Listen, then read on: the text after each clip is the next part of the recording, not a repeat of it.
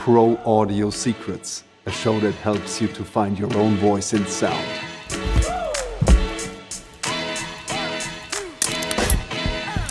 My Foley sounds like shit, but it blew up. Although you weren't really trained in that. Kind of just sparked. I was like, why don't I just... And all that within a couple of weeks. The hardest thing you have to do as a freelancer, but with the knowledge that I have right now. I'm learning as you speak. I got approached by one of the top 3 studios here in Montreal. So you got that job. I'm talking to all of the directors out there. I have values, I have talent. So it actually worked. I'm an imposter. Dude. I just gave up everything, put my focus on it. And your experience came from... Yeah, exactly. But audio, do not underestimate it. We can bring something you haven't seen before. Thank you very much for chiming in. Another episode of Pro Audio Secrets. This time with Arnaud, aka Arnaudio. He's big on Instagram. Check his profile. And please make sure to follow or subscribe this channel and help us as a community to grow and share more Pro Audio Secrets. Enjoy the episode.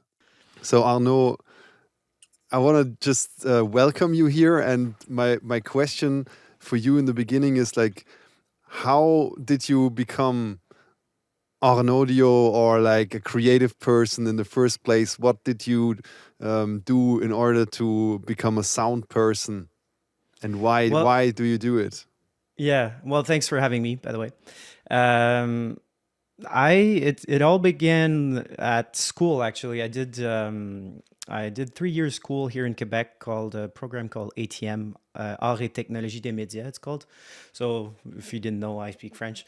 I grew up... You're in Montreal, right? Yeah, I'm in Montreal right now, and I grew up in Quebec, which is a part of Canada that speaks French. So I studied at this program, and actually there we learned pretty much everything about TV, cinema, post-production, everything of that sort. And there was this class that I had that was audio mixing, audio engineering. And people don't go to that school to do audio. They go to that school to do like VFX, special effects, maybe editing, or maybe just like recording with cameras. They want to be cameramen, they want to be directors and everything. So it's a film school. Yeah, it's pretty much a film school, but like everything. So you got all the classes. The point of that school is to form you to be fluent, I guess, in every language of TV or cinema. You do everything in there. And most people just forget audio. You know how it is. Even in the current market, people forget audio. They don't know how much audio is necessary to a production. They usually underestimate how much it costs also. But it's a super important craft to be able to do, because it can change everything. And this is what I realized at that school, and that teacher who like grabbed my attention and really showed me his passion. And he was like that a little bit with the student that saw that they were interested. He would give everything to them, and the others he would just like do your thing, and I won't bother you because I know you're not necessarily interested in audio and you're not here for that. So he gave a lot to me because I asked a lot. I asked a lot of questions. How do I do that? And I started to realize that I tend to go there. I tend to ask questions. I tend to even think about that even when I'm not at school. At first, I went to this school to do VFX. I wanted to do like Game of Thrones or anything. I wanted to work on the next Marvel, whatever, until I realized it's super tricky. It's just like years and years of just drawing contours, masking for VFX. It's just, it's a hassle. It's a very, it's less creative at the beginning and more at the end. And I wasn't patient enough at school to be able to be like, this is where I want to go, So at school, the interest of sound was sparkled the first time for you.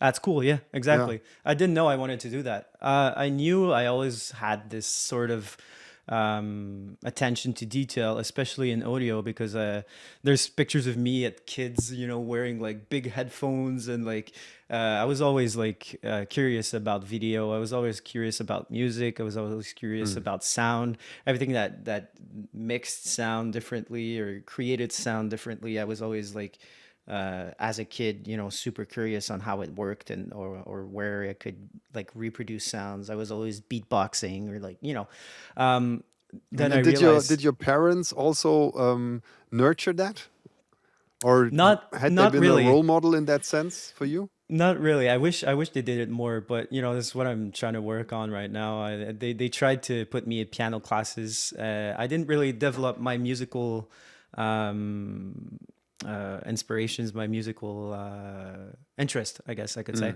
Mm. as a kid, because I tend to be a self learner, and I tend to hate school in a way. So I told my parents, they put me in piano class whenever Mm. when I was a kid, and I was doing everything by myself. I didn't need a teacher. And my mom at one point heard me play, and she was like, "He's a genius. He doesn't need a class." I was, I have this musical ear. So my mom heard me play, and she was like, he doesn't want to have a teacher. He doesn't need a teacher.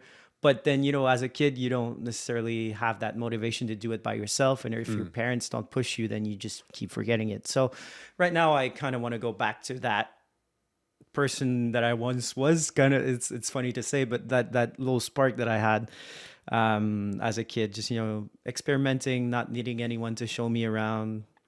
So yeah, so that's, I've always kind of were interested in everything that was sound related, music and everything. And that teacher really gave me that spark that I needed for something more than just, a work. It was more of a passion. Mm. He gave us a project. We had to do like recreating everything. We had a Foley booth at school, and they just redid Impressive. everything. Yeah, yeah, they redid everything, and it was brand new for our year, because it worked on like 3 years. We were there, so the last year is the year that we were doing audio, mostly audio post production. And yeah, they gave us animation video to recreate everything: voices, Foley, ambiences, music, everything. Hmm. And it kind of sparked that creative energy that I had in me. And I was like, okay, this is what I want to do. And they, at the end of school, they just push you out into the market world, right? Mm. Into the real world. They push you to Montreal. This is where the big hub of TV and post production and everything is. It's in Montreal. Like pretty much everywhere, the big city centers are always the place to be if you want to like do any creative work. It's Montreal and Toronto, right? Montreal, Toronto, Vancouver. Mm. Yeah, pretty much. And yeah, they placed me with this guy who was a sound mixing engineer in TV for almost 20 years now. Who's And they? The school? no, yeah, the school, yeah, they linked me with a guy that was doing this. He's just like he was a freelancer at the time, and he was doing like some of the biggest shows here in Montreal. I could name drop, but I guess no one no one knows or no one cares. But during my career, I did Big Brother. For those who know, it's an American TV reality show. We had that in Montreal. I did The Voice. It's also La Voix, we call it. Mm. It's an adaptation. We have Occupation Double. We have Love Island. It's all shows that I did, sound mixing wise, and that and more. I did documentaries. I did some other like small TV shows and everything. And that kind of sparked, that energy, because I was going to work, and I never realized that I was going to work. For me, it was just like I was Mm. going playing or anything, and until it became a little bit more of a hassle, because money tends to be always something that drives you forward, right? Yeah. And working for someone, the money wasn't there. I was always kind of left for just like, or being, how can I say that? I was a little bit taken for granted, Mm. if I can say so. The salary was really bad. for a while, and it's normal. I have to grow. I have to take experience. This guy who was my mentor took me from school, so I had no real experience, but he gave me that experience. He gave me these shows. He pushed me forward.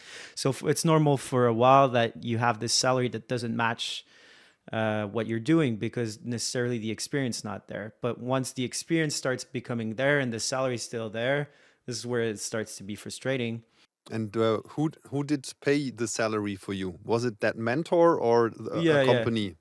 Yeah, well, that mentor got bought by an actual company. So, yeah, at the end, it was him slash the company, but he was the director of the company. So, And you know, did you had an employment contract, or were you just yeah. freelancing for him?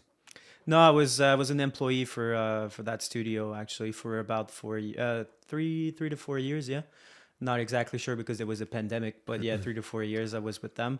So yeah, it was a little bit about this frustration that pushed me to being a freelancer Mm. because everyone in TV, once you do these big shows, you're always surrounded by people who do this, who have been doing this for a while, and who like met other people that's doing your job, and then you tell them how much you make, and they're like, "That's it, really? You're just only making this? This is a joke, man. You know that, right?"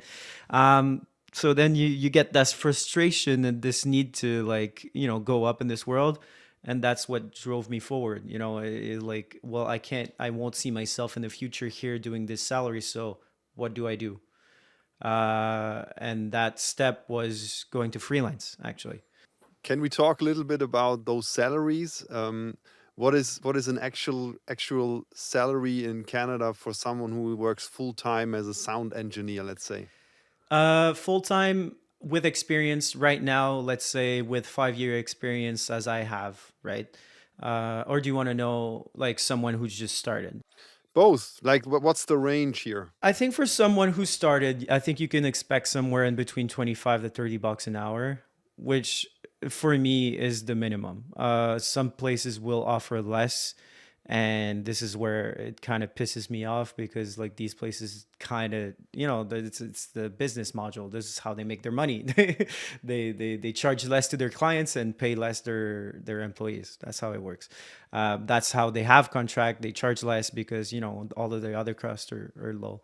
Mm. But as a freelancer, you could probably easily charge 30 bucks an hour if you start and you have knowledge. If not, if you're trying to build like this clientele, if you're trying to reach people, then you charge 25, maybe somewhere between 25 to 30, and just go build from there. Every year you grow up.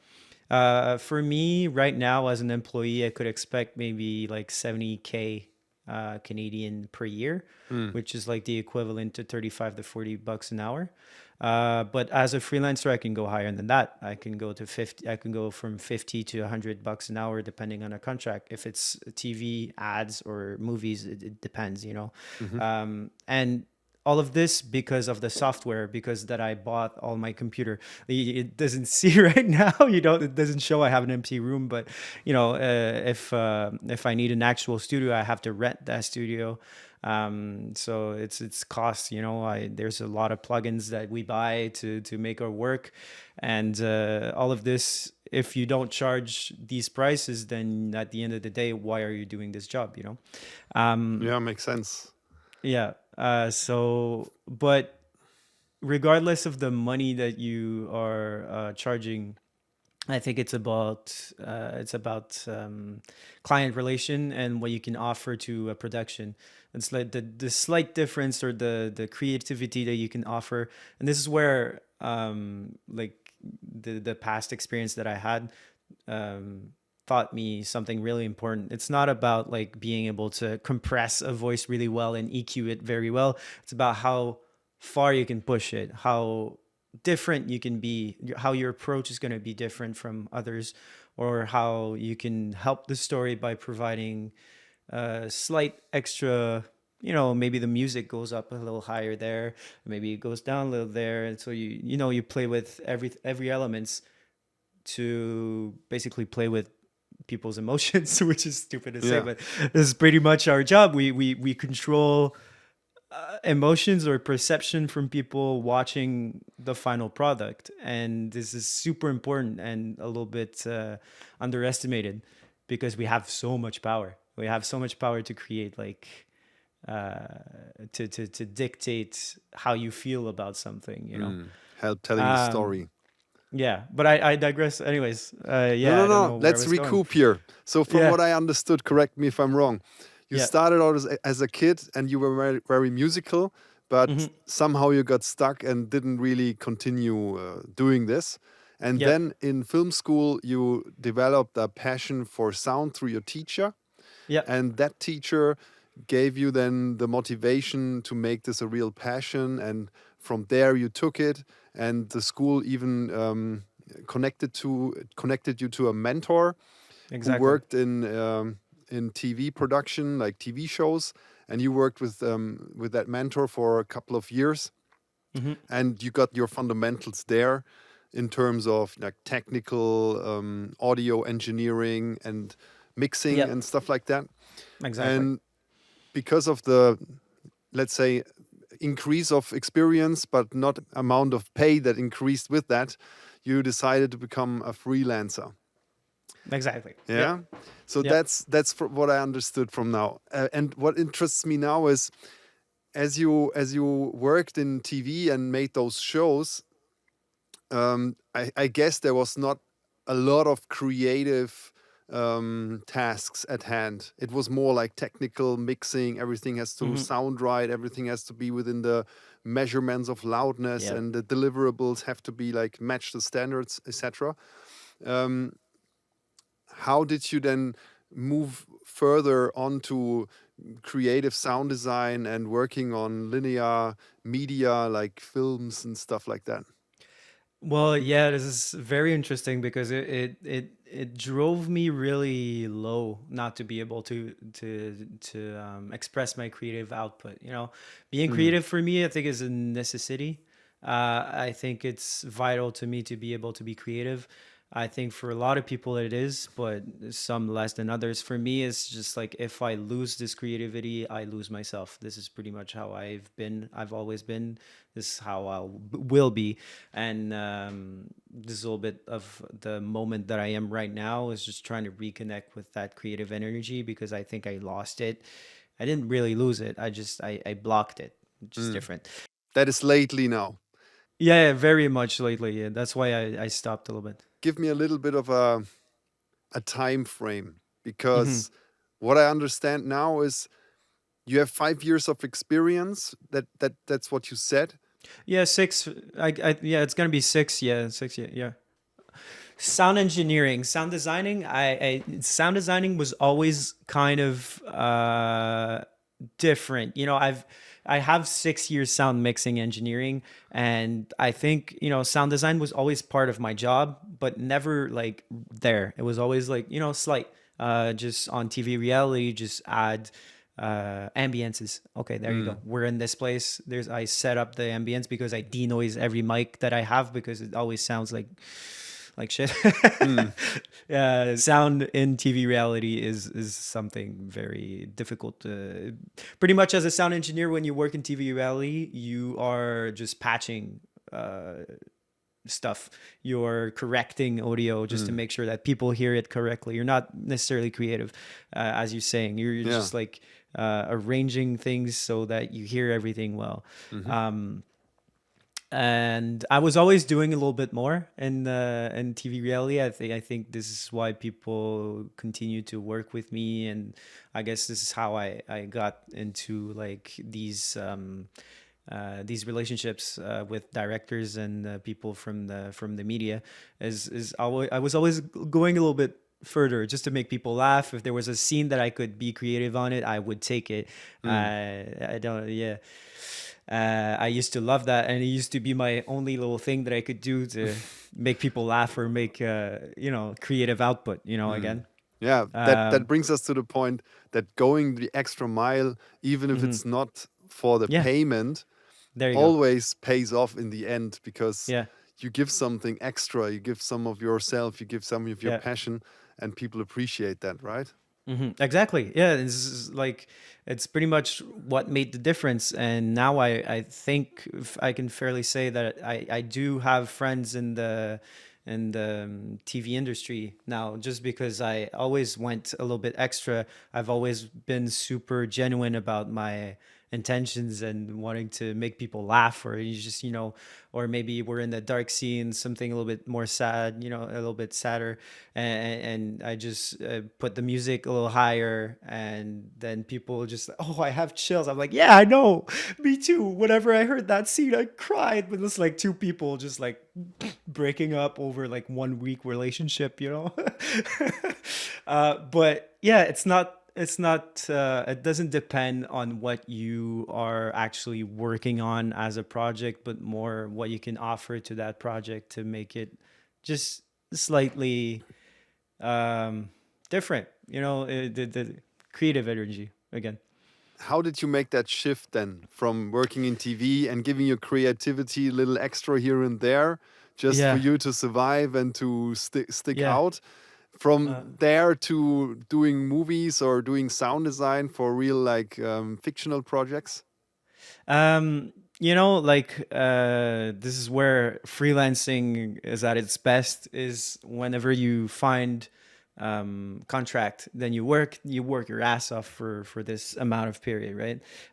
I did that for an extended period of time, and as we can guess, I kind of lacked the energy to be able to push on. I kind of forget myself. I tend to overwork myself. I tend to I always push myself forward, always continue. I have this momentum. Let's go, let's go, let's go, until I can't. Now I'm learning to say no. I'm learning to be able to learning to say no is a big step into freelancing. Being able to say like, sorry, I don't have the time. This is probably the hardest thing you have to do as a freelancer, but the most important thing you could do for yourself, because otherwise you just how can I say, you exhaust yourself, and this is Mm. what happened to me. And I went from contract to contract for an extended period of time, working like nights and days. I used to have like maybe one day off. um, and it was always for TV reality. The creative output wasn't necessarily there. Also, it was just TV reality. I did 4 or 5 TV reality in the span of 4 months, but all of them are longer than that. So I used to, like, okay, in the morning I'm doing this show, the afternoon I'm doing this show, and at night I'm doing this show. I was doing The Voice and Big Brother at the same time, plus two others. And after that period of time, I did Love Island for another 2 months. Hmm. Oh, at the end of the day, I was very, very, very, very drained. And I kind of have to recuperate, come back to myself.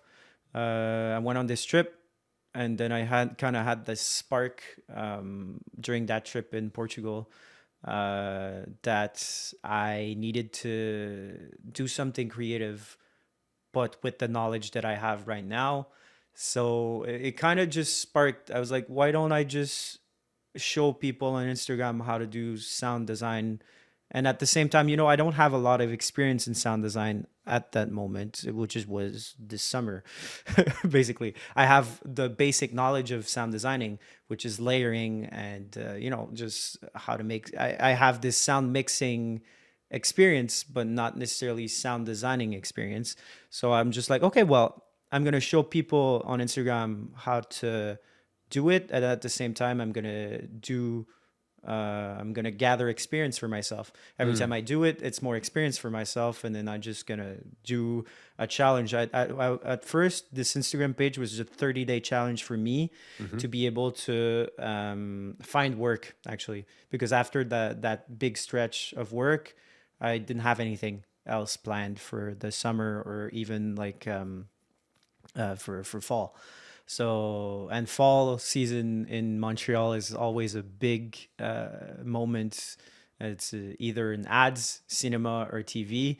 Yeah. Every show comes back because it's la rentrée scolaire the school starts back, people starts working again and everything. So it's always like a huge moment, and I didn't have anything planned. So the stress of not having any money coming in or how I'm gonna pay my rent and everything. So I just gave up everything and put my focus on Instagram. And I was like, this is gonna be a demo for me to send to other studios so they can hire me, because I didn't, it's weird. Like if you do VFX, if you do edits, or if you do motion designing, you easily have the potential to create demo reels and able to send these to studios and like, this is what I can do.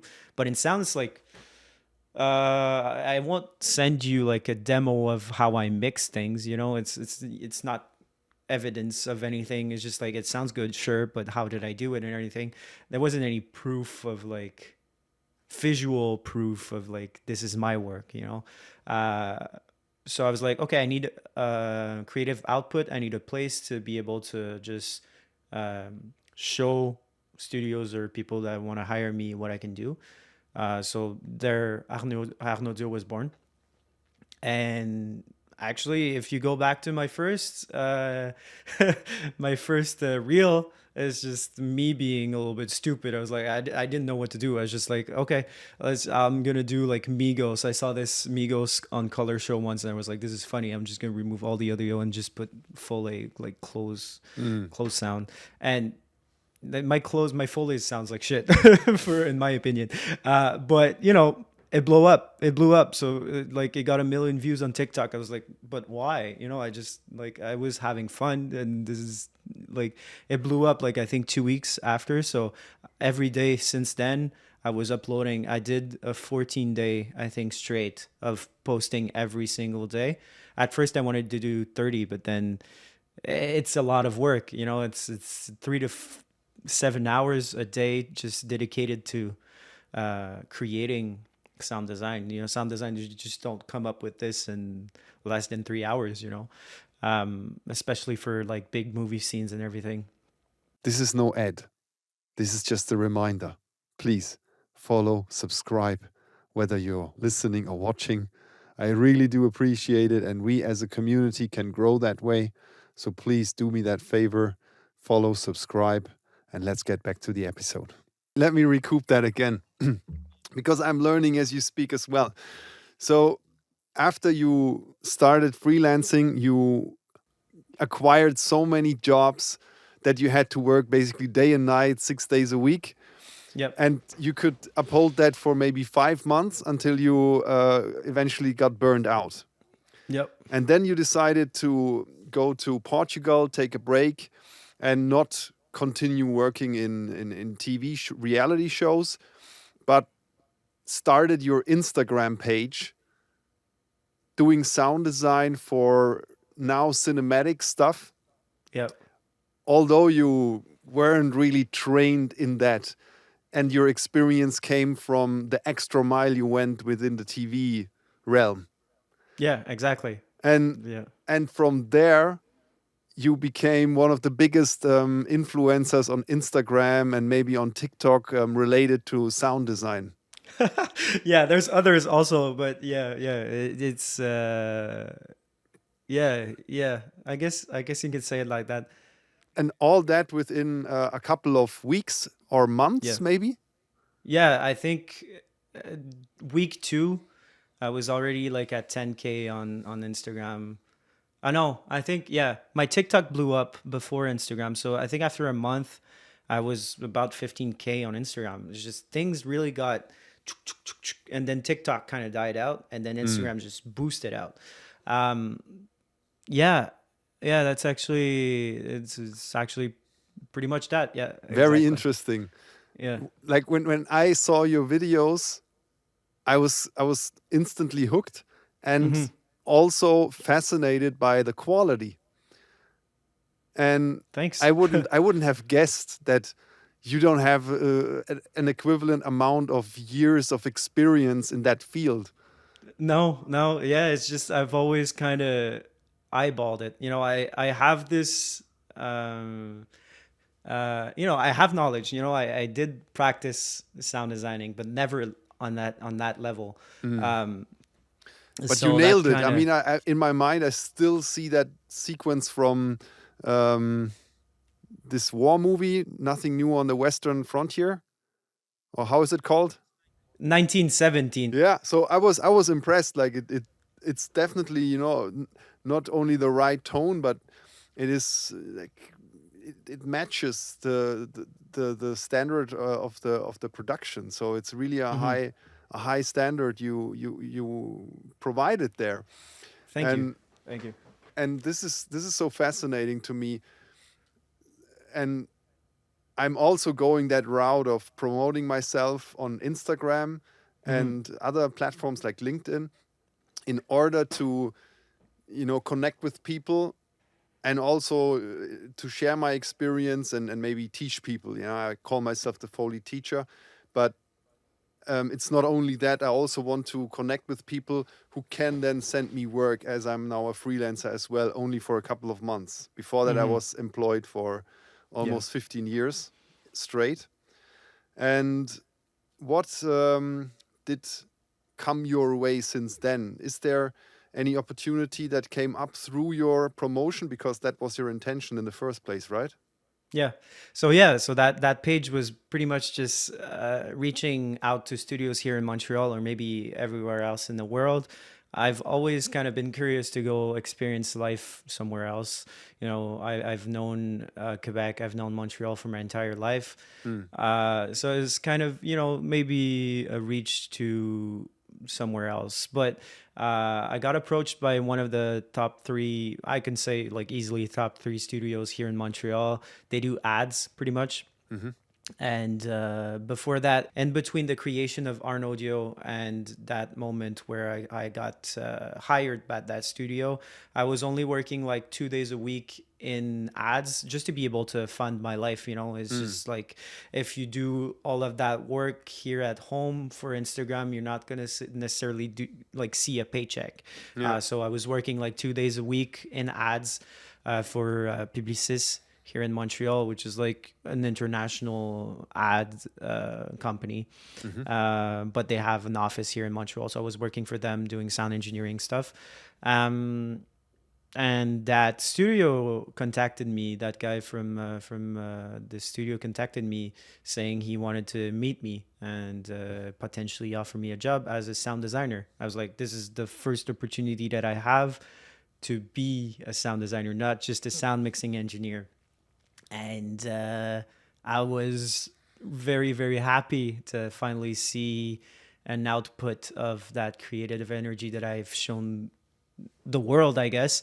Uh, and Yeah. to be here in Montreal in my own turf, not so far away from my place, and to be like there's people in this studio that was following me already and knew my work. And for me, it was crazy. I was like, oh, okay, there's actually people that are seeing my stuff. They're like the ish thousand followers that I have are actually real people. Like for me, Mm. it all happened so quickly that I was like, okay, this is great, but I'm not necessarily realizing all of that myself. But then until I arrive in a studio here in Montreal in my own country, and people are like, yeah, I know what you do. I've been following you for a little bit now, and I love what you do. I'm like, oh, really? That's cool. Um, so yeah, this is pretty much where I was a couple months ago, and I kind of dedicated all my time to this new job Mm-hmm. because for me it was the start of the start of Instagram happened to do this, and I was there. So like Instagram wasn't necessarily like the first priority anymore. It was just like Okay. I So, wanted so it this, actually worked. So you got that yeah, job and you were yeah, hired and you worked there. yeah. So yeah, so finally, I have this job, I have this place. The look is amazing. They go above and beyond to serve the clients. They have food. They have two chefs, two private chefs in house. Mm. We all eat together for lunch. It's always amazing. The food is delicious. It looks good. The place, the studios, everything, the equipment, the plugins, the sound bank, everything is just, yeah, it looks amazing, right? But then I go there with the feeling that I'm an imposter. This because obviously, you know, I started from TV reality, started this couple months ago. I don't Hmm. necessarily have all of the experience that all of these guys have. Um, some of them have 25 years experience, some of them have 30, some of them are like 10, so they, you know, it doesn't matter. But still, in my head, I'm like, I don't belong there, you know, I like a couple months ago, I had no idea this even existed, and now here I am. And so yeah, that kind of creative energy disappeared from me, Mm. because I was more stressed about surviving and being technically correct, and always like, I didn't want to fuck up. Sorry for Technically the swear, but correct, but that is something you just knew by heart already by being yeah, a sound yeah, engineer. I know. How Yeah, old are you now? I'm 26. 26. Yeah, Dude, this is yeah, what I want to say is there's no need for you to be an imposter because I know. Yeah, yeah. you proved already that you have a taste and you are capable of designing and layering great stuff. Hmm. And then being with those experienced sound designers is a huge chance, you know, to grow and Yeah. expand. So is it still that you work there or No, actually, like a couple, I think 2 weeks ago, they didn't renew my contract, simply because, and you know, you're absolutely right. This is the first reaction that I had was I'm an imposter, right? And I was doing sound designing, sound engineering also for ads, and then I was getting comments that it was a little bit lacking. You know, it's not bad. You know, I have the knowledge, but for them, for their amount of experience, it was like, okay, well, you need to do this, you need to go there, you need to maybe add a little bit of this and that. So for me, coming there, it was just like the best school ever. Like, this is the best thing I could ask for, but it challenged me inside for all these little triggers that I might have of like failure, or like not being enough, or like mm, just everything related to my own self-confidence, you know. So it was a hard time, but a good time at the same time, um, because I had access to these professionals that could share their knowledge and their infinite wisdom on life itself, but pretty much on sound designing and how to work with clients, so I kind of got nourished by that, and also a little bit destroyed, but it's okay, because the best part of life is whenever you're challenged with how can I say that?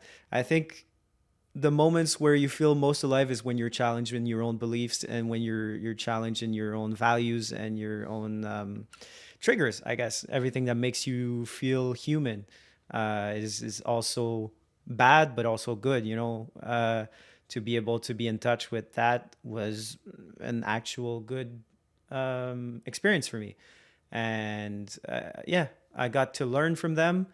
And at the end of 2 months working for them, mhm.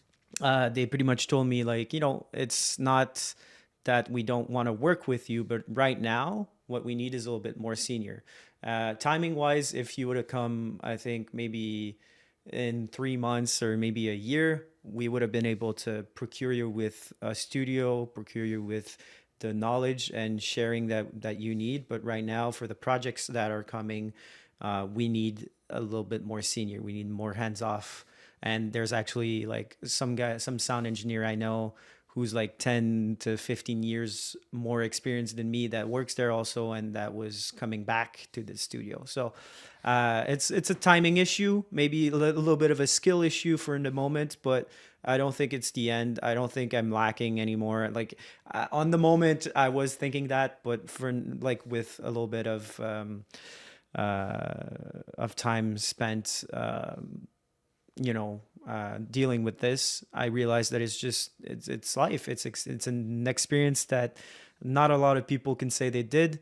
And I went there. I was part of this beautiful family, this beautiful place, and I learned so much. And I think I've upgraded my craft by 10,000%. And now here I am, just like trying to figure out how to get my mojo back, get my creative energy back, and just like come back to myself and do basically what I've been doing before that, which is Arnaudio, which is maybe a little bit more music. I used to be a DJ also during the pandemic. So all of that music, Arnaudio, DJ, I want to come back to it. I want to find this energy again. But it takes time, and that's why I took time off from Instagram, because I didn't want to. I didn't want to create things just to create things. For me, Arnaudio is a creative output, and it's never going to be like a fan service or like a place where company can just put their own stuff on it. And I don't want it to be a paid place. I want it to be like a place for me to be myself, to create things that I care about or that I had fun doing, and sharing the process in the meantime. And if you like it, then you can, share it with your friends and everything, and you can learn from it. This is pretty much like, it's always been my goal. Once I saw that it blew up, it was always been my goal to be able to teach, to show, and not to gatekeep everything, and just like being able to talk to you as I'm doing right now and share my experience and hear about others experience also. It's, for me, it's what makes me feel alive pretty much. So this is where I am right now, trying to come back to it slowly, but I want to do it right. And talking about that imposter that you experienced, can you already know or like pinpoint where this is coming from, maybe? Yeah, for sure. I mean, I'm not going to go into details for that, but it's pretty much childhood traumas. Once, if you've always been, not going to say neglected, but as a child, if that creative energy I'm repeating myself, but for me, it's like, this is the most important thing. If this energy is not cultured and nurtured, actually, I should say, it kind of disappears. Well, this is what happened with me, and failure was always really something that I struggled with. And how can I say that? Do you do something about it, that you already pinpointed where it comes from? You said childhood trauma, that you've been a bit neglected on your creative side. Yeah. What is your plan, to work on it and not have it in your way anymore? This is a big question. I'm in therapy right now, and I've been for the past 3 years, and I'm learning every day, every time that I have an appointment with my therapist, something new about myself. And I'm someone who dealt, and I know pretty much everyone dealt with like weird and traumatic stuff. But I have this sort of over sensitivity in me. I tend to feel things a little bit harder than anyone else. And for me, it's important to either protect that or use this hypersensitivity to create, to use it to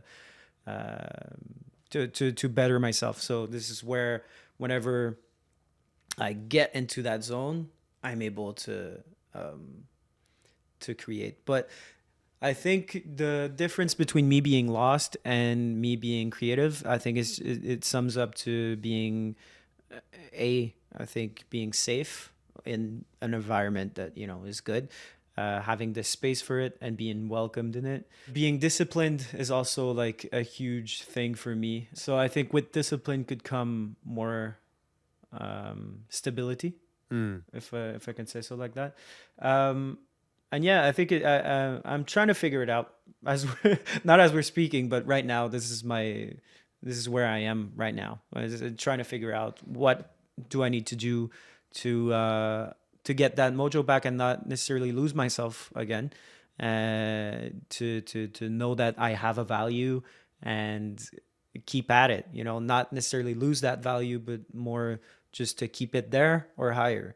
Mm. So I think this comes with discipline. This comes with safety, either like relationship wise, but like with money or like my environment. You know, I'm moving soon. Mm. This place is gone. This is why it's not nothing's treated here. But yeah, this is it's gonna be pretty much. I'm in the new era, kind of new chapter of my life where everything's shifting, but I think it's shifting for the good, for the better. Yeah, I appreciate you sharing this. Yeah. I can clearly sense that you are in a process, that you work on yourself, that Yeah. you want to develop out of trauma into a healthy me, let's say. And Yeah. I really appreciate that. And thanks also for sharing that you have some methods to go, like for example therapy and reflecting and these things. And also you mentioned discipline, and Yeah. I can really relate to all of those things basically. Mm-hmm.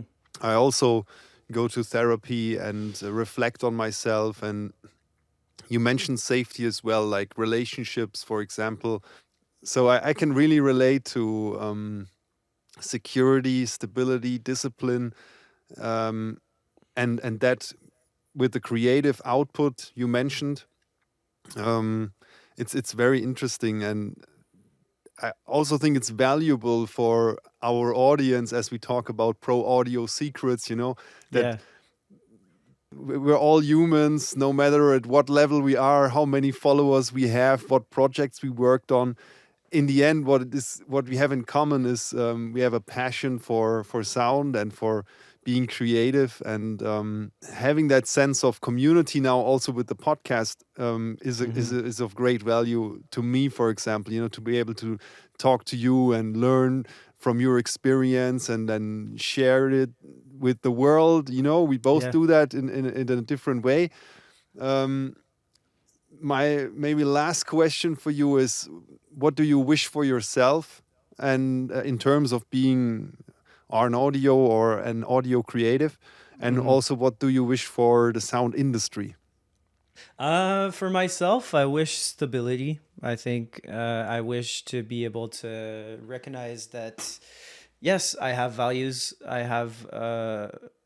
I have talent. I have this energy that just needs to be used. I need to realize that what I'm doing is good. It sounds stupid like that but it's just me in my head right now. You Mm. know, I tend to downsize. If you couldn't understand for the past hour, I tend to knock on myself hard, and so yeah, I wish to be easier on myself. Hmm. I wish to be able to not necessarily judge all I do, and I could say my mistakes as harsh as I did, or as harsh as I did before. I wish for myself stability. I wish for myself to continue. That's Mm.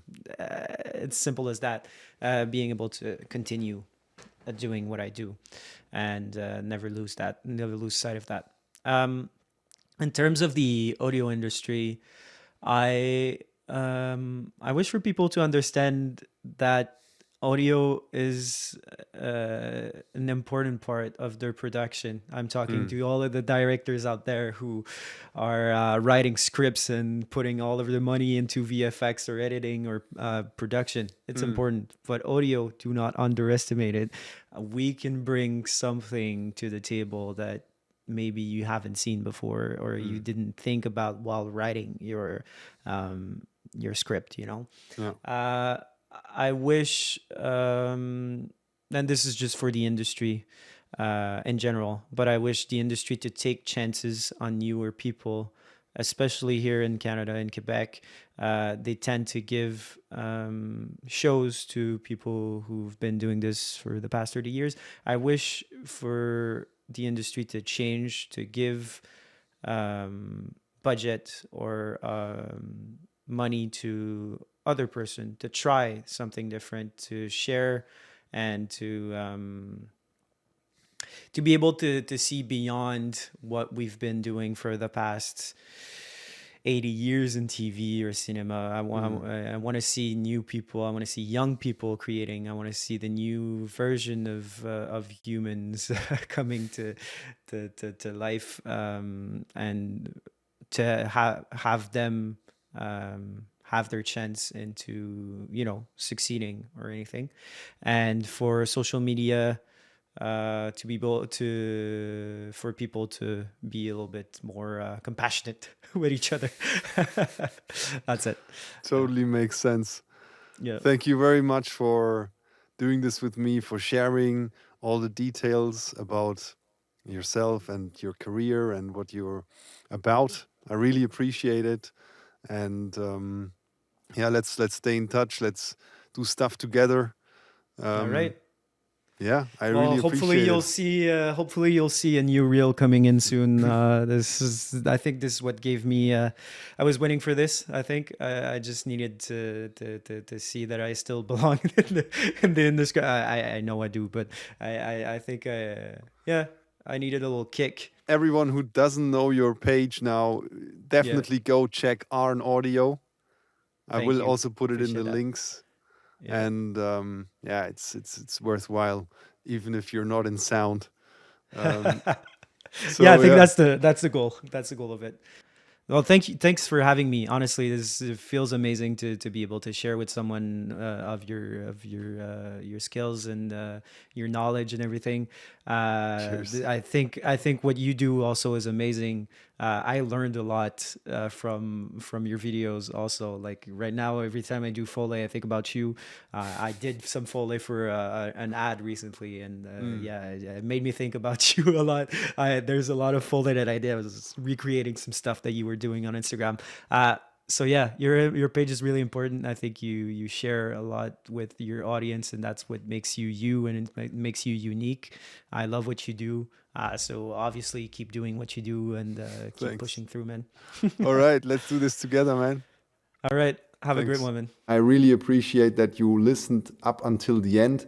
If you haven't hit the subscribe or follow button wherever you watch or listen this, please do so now, because it helps the channel to grow. And I see a lot of value in Pro Audio Secrets for the whole Pro Audio community, especially to people who want to start out in the industry and looking for their first role or their first paid gig. Definitely look into finding your own voice in sound. That can change over time, but look at what it is now and then take a step towards that and try to elevate this thing that you have within you and get the sound out of yourself, your unique sound. That is something you need to find in order to succeed in pro audio, especially these days. And again, this can change over time, but you have to start looking within yourself what's really the thing that you can provide for the world in terms of your sound, okay? If you're looking for more advice like that, please feel free to reach out to me via DM on Instagram, comment the word industry, and then you can book a free mentorship call with me. We're also building Pro Audio Academy up from the ground right now, and you can join that as a beta tester, or later on, once it's rolled out, you can just come in and learn with us. Thanks for watching. Maybe watch another one now or later. See you then. Thanks. Peace, the Foley teacher.